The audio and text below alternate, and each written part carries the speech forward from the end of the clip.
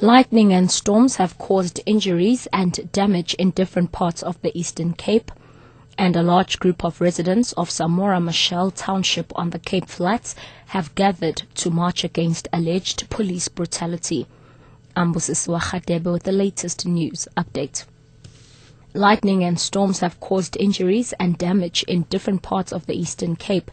A number of people have been injured by lightning strikes at Lukholweni village between Mount Frere and Matatiele in the north of the province. At least 70 homes were damaged by a storm. At Qumbu district in the Transkei region, 5 villages have been ravaged by a hailstorm and lightning. A rendezvous burnt out after being struck by lightning. Disaster management teams have been dispatched to assess the extent of the damage.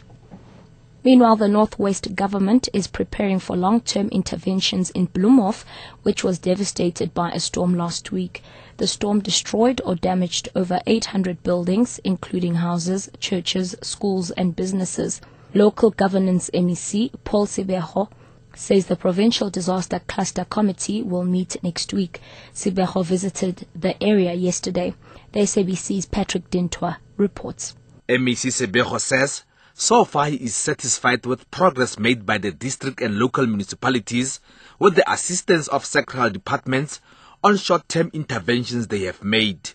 He says after the meeting of the Provincial Disaster Cluster Committee next week, they will hand a report to the Provincial Executive for a decision. Sibeho says he hopes that all the provincial departments will be taken on board in assisting the victims. Patrick Dintwa, SABC News, Bloemhof. Among the short-term interventions, the South African Police Service in Bloemhof has pledged to donate 15,000 rand for school uniforms. Station Commissioner for the local police station, Colonel Willem Bekir. We are going to donate an amount of 15,000. We are looking especially at the kids because we know that the schools will be opening on the 18th. Now we want to donate things like school shoes and clothing. And also the provincial office, the office of Colonel Crawford, they are busy accumulating clothing for the kids because we know that they are also affected. And if the school starts, parents won't have money to buy school clothes. So that is what we want to do, to invest in our youth because we know that they are the leaders of tomorrow. And lastly, a large group of residents of Samora Machel Township in Philippi on the Cape Flats have gathered to march against alleged police brutality. This follows the death of 33-year-old Zanuxolo Zozo last Sunday. He was allegedly beaten to death by 4 police officers while in custody.